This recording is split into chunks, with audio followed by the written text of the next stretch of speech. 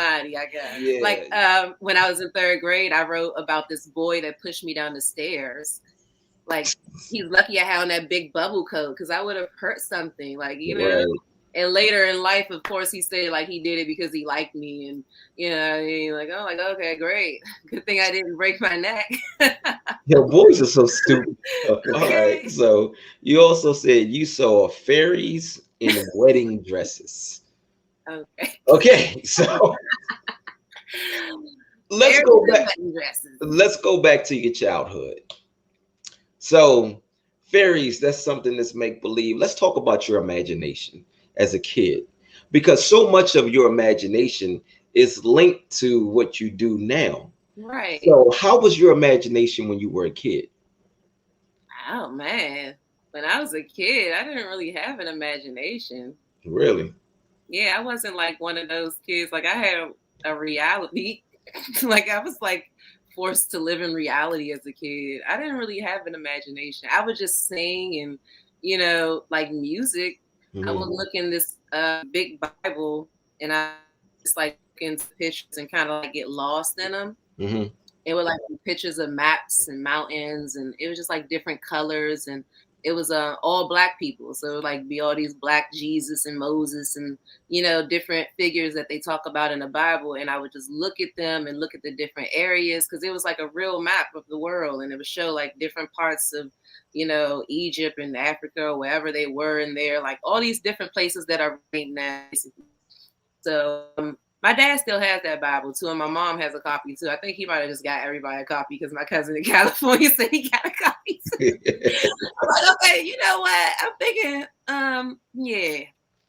So basically, I would just get lost in pictures and art, and I would get lost listening to things. Like, I just did like simple stuff. Like, I never, like, I was weird.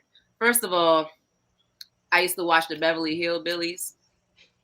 And I thought that I could do what they did and strike, rich with the oil. I Uh, would go to this playground by my house every day, and my mom, nobody knew what I was doing. Like I was just like on this mission. I would go up there every day. I would dig a little deeper. Like I was like, I'm gonna hit this thing one day. They didn't even know I'm up here digging for oil in this playground, man. And then I would come back and like the little stuff would be like pushed back over my hole. And I'd be like, well, who did this? And I'd be so mad. I'd start digging again. Like every day I just kept digging. And I would be so mad. Like after a couple of days when my mom wouldn't let me outside or something. And I'm like, man, my hole, like what's happening to my hole? And I would finally like get out there and go up in the woods and like get up to the playground.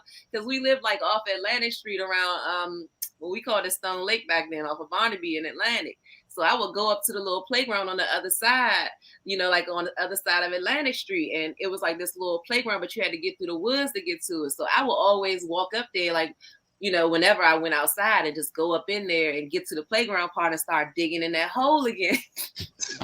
Man, I felt so dumb when I just realized it wasn't even real dirt and he made that playground. I was just like, it's not even real dirt. Like they put this here. Like I have to find like some real ground.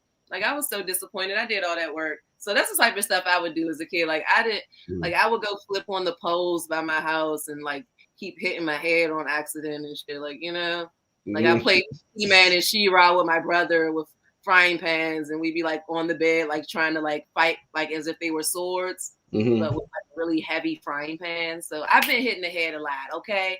Like, I don't know. My brother used to swing me around by my feet, and I would accidentally hit the end table. Like, I got hit in the head a bunch of times as a child. That's what I remember. Got you. Okay. So, but you know what though, even with you digging for that oil, that even speaks to your imagination. Yeah. And it speaks to what you were trying to create. At that time, you knew I have to put in a certain amount of work to become successful, to whatever your vision of success was at that point. You knew Yeah. that you had to put in the work, you had to dig deep. Right. And that's what you were going after, but that's where your imagination led you.